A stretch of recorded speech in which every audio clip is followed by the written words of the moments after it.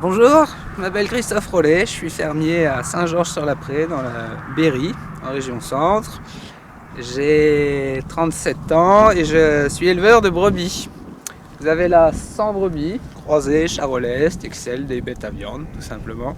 Et on ira voir tout à l'heure, j'ai 150 solognottes, une race menacée qui se trouve de l'autre côté.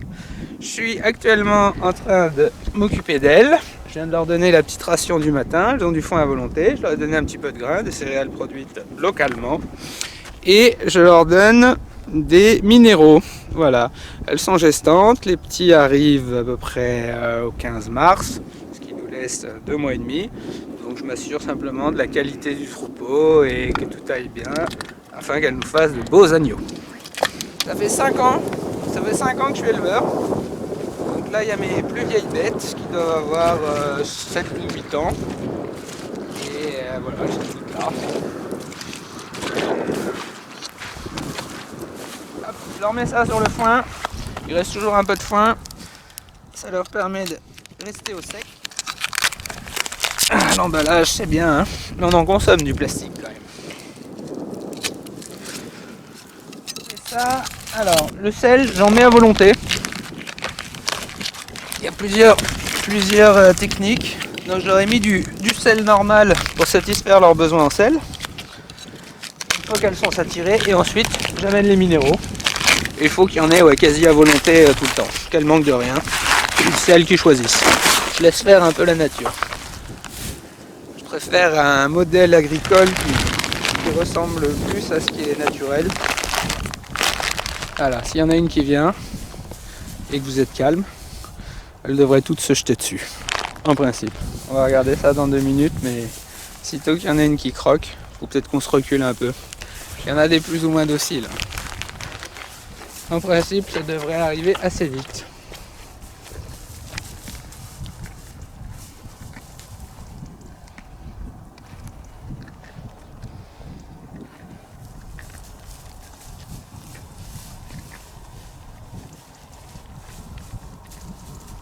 Là, ce sont donc ce que je disais tout à l'heure, des bêtes destinées à produire des agneaux de chair, des agneaux de viande, qui seront vendus après localement, en caissette.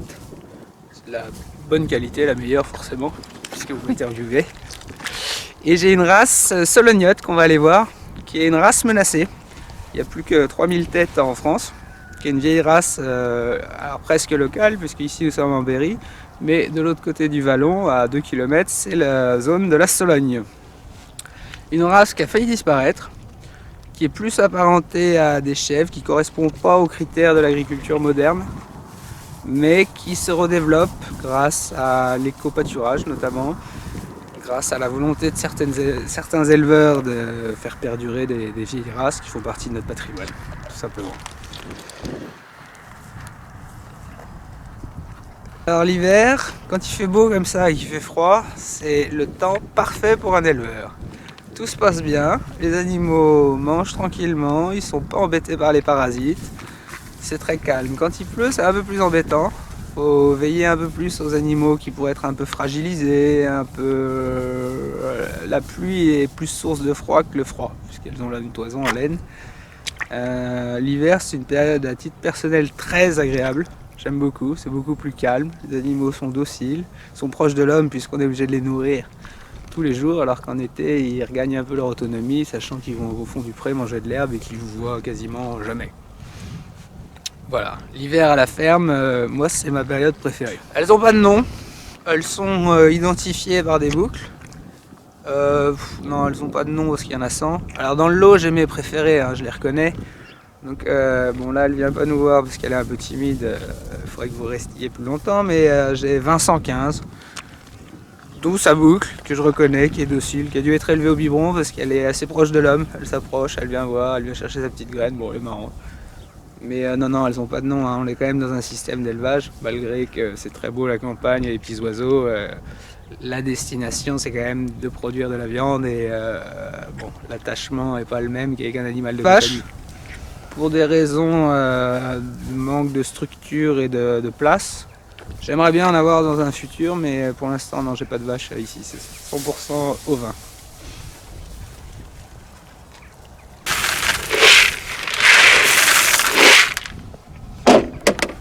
peu de maïs, hop.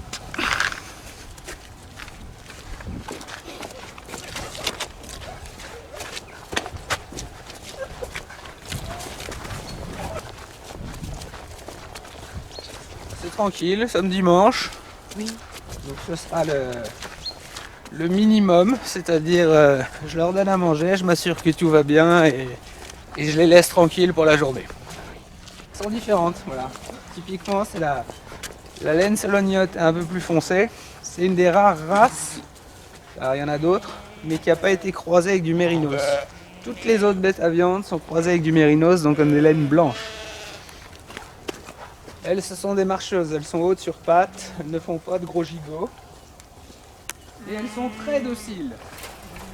Mais têtues comme elles se sauvent tout le temps. Bonjour. Mais elles sont très mignonnes. Donc elles n'ont pas de nom, mais vous savez qu'il y a 40 091 qui viendra vous voir directement. C'est la plus docile. Sa petite graine peut-être. Voilà, bon j'y vais, sinon elles vont m'écraser.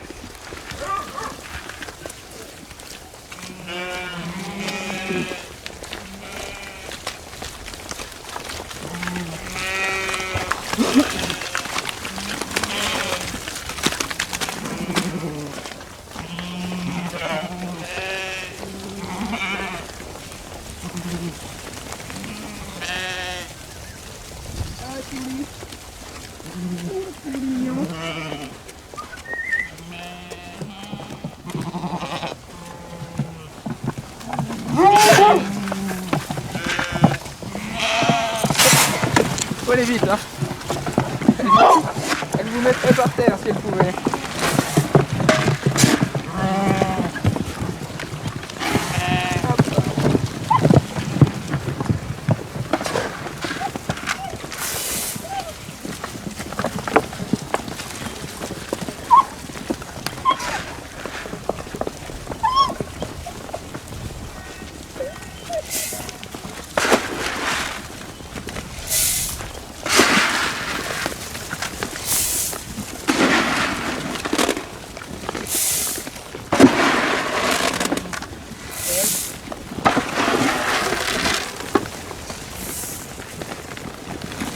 Oui, elles sont assez gourmandes, mais c'est plus un réflexe, je dirais, grégaire, parce que assez vite elles vont arrêter de manger. Elles en mangent une petite poignée et puis c'est fini.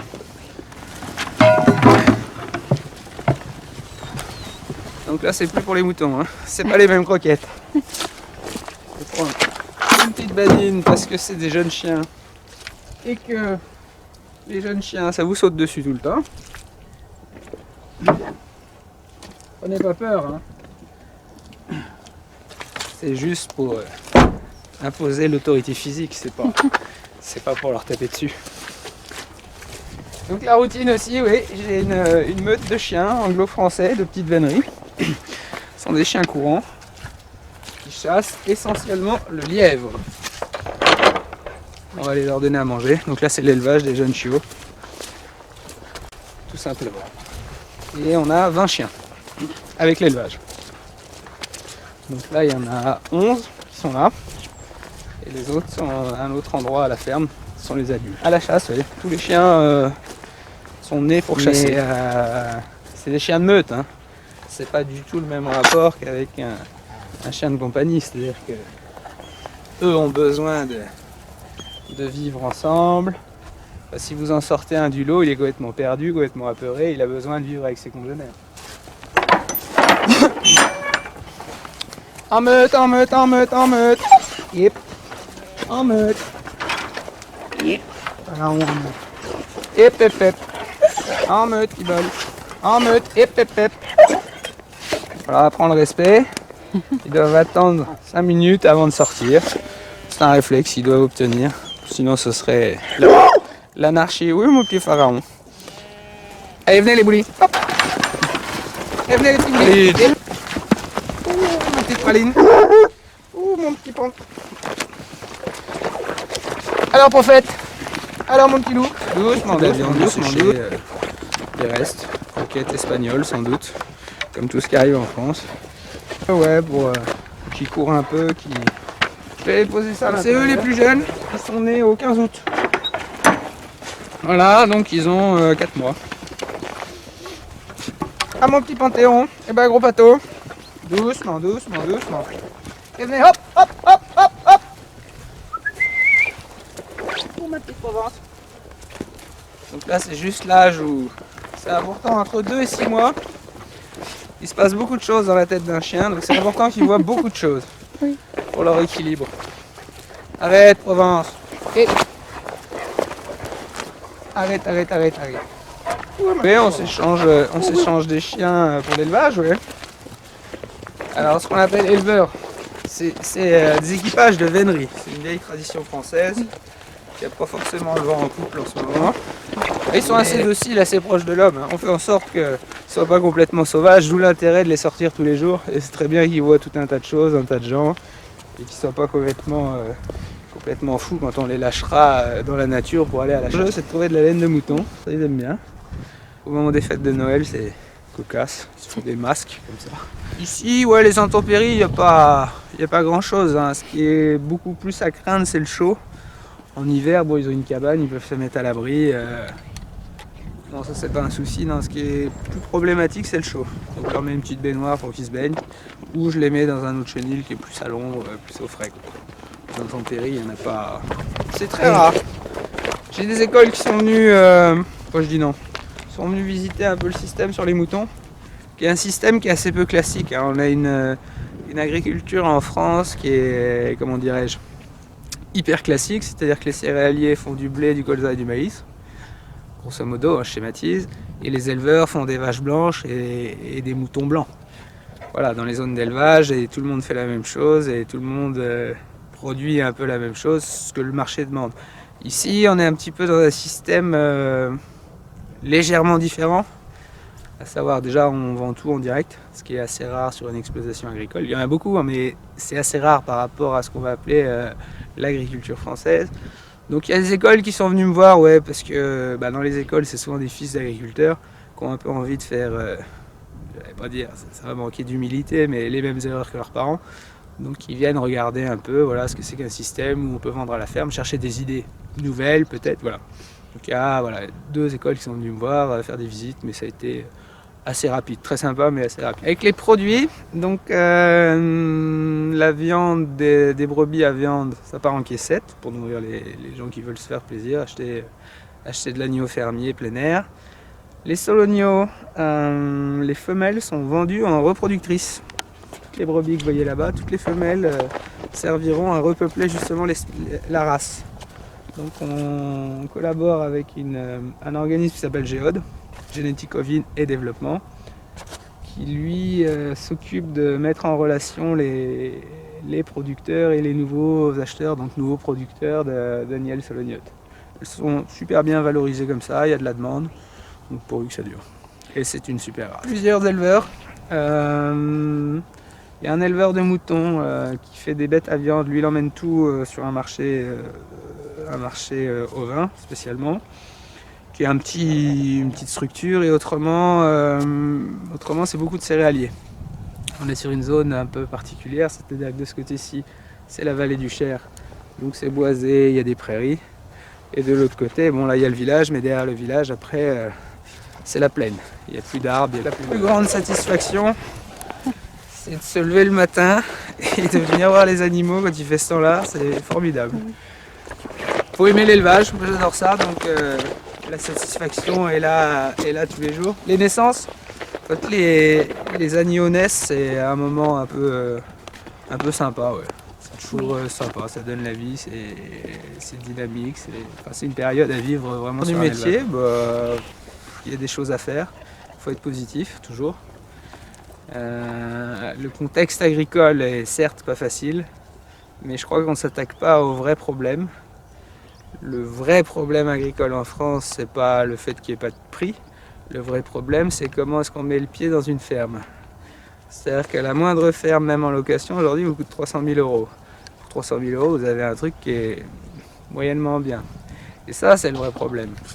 Si vous arrivez à rentrer dans une ferme sans que ça vous coûte des millions, sans que ça vous coûte cher, vous n'avez pas la même marge sur un prix que si déjà vous êtes à moins 300 000 quand vous arrivez. Donc le vrai problème est là, selon moi. Donc l'avenir, moi je le vois bien, il faut faire son chemin, trouver sa clientèle, être autonome, comme toutes les entreprises. Parce que, voilà.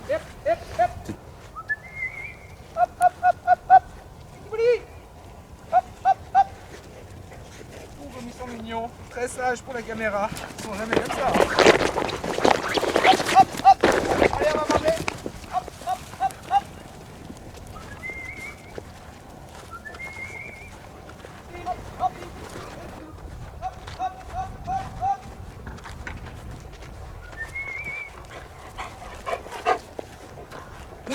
Et rentrez.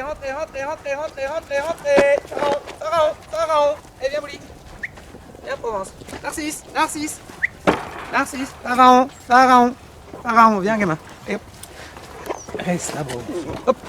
Viens Pharaon. Allez, viens. Allez mon gros. Il en manque un. Et descends. En meute. Pibol. Rentre en meute, Pibol. Narcisse, en meute. Pibol. Promesse, en meute. Non, Pibol. Mais. Pibol, c'est à ça que sert le fouet. Et Pibol. En meute. Ah.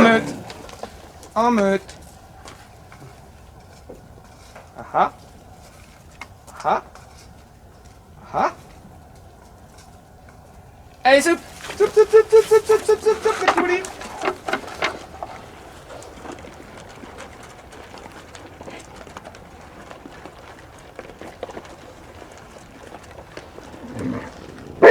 Narcisse, t'arrêtes, oui. T'arrêtes un peu.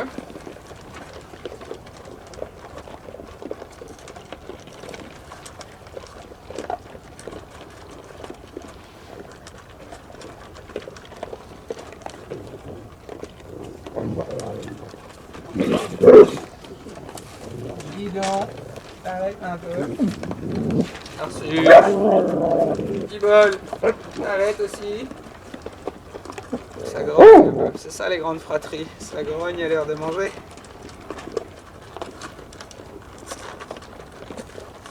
Allez, c'est fini. Viens. Le matin, je mets une bonne dose, hein, parce que là ils vont se jeter dessus mais ils vont pas finir. Donc ils finiront tranquillement dans la journée. Mais ils mangent une fois par jour. À cet âge-là, petit, ouais, je fais matin et soir. À cet âge-là, une fois par jour. Non, ils ont... Bah, déjà, je fais pas trop de... Enfin, ils ont déjà 4 mois, donc bon, ils sont déjà un peu avancés pour l'hiver. J'aurais évité d'avoir des chiots tout petits assez boxy quand même. Je fais plutôt ça au printemps, c'est plus confortable de les avoir déjà un peu grands pour passer l'hiver. Mais l'hiver n'est pas la période critique de l'élevage. Hein. La période critique de l'élevage, d'une façon générale, hein, chez tous les animaux, c'est le printemps et l'automne. C'est là où les vers, parce que c'est notre principal problème, tous les problèmes de vermifugation, c'est voilà, au printemps et à l'automne où les vers sont très actifs. En plein hiver, c'est plus tranquille. Et en plein été aussi, ça se calme un peu. Ça correspond à des périodes sèches. Printemps et automne sont plus compliqués, justement, humidité plus chaleur, bon, la vie reprend et la vie des parasites aussi. Voilà. Pour l'instant, non. Alors je suis éleveur né, hein, c'est-à-dire que dès que je trouve un animal, j'essaye de l'élever, mais bon, j'en vois quand même les limites, j'en ai déjà pas mal, donc pour l'instant, non. J'aurais aimé créer, mais c'est compliqué à mettre en place. Un peu pas un musée, mais ni un zoo, mais un parc ornithologique. Pour présenter la faune sauvage locale, en fait. Je me perçois que les gens la connaissent absolument pas. Et on emmène des enfants voir des lions, voir des trucs, très bien, hein, ça leur ouvre l'esprit, mais finalement ils savent pas que dans le bois à côté de chez eux, il y a des tas d'animaux qu'ils connaissent pas, et je trouve ça un petit peu dommage. J'aurais aimé un truc pédagogique comme ça, alors on verra plus tard. Pour l'instant c'est l'élevage pur et dur, mais voilà.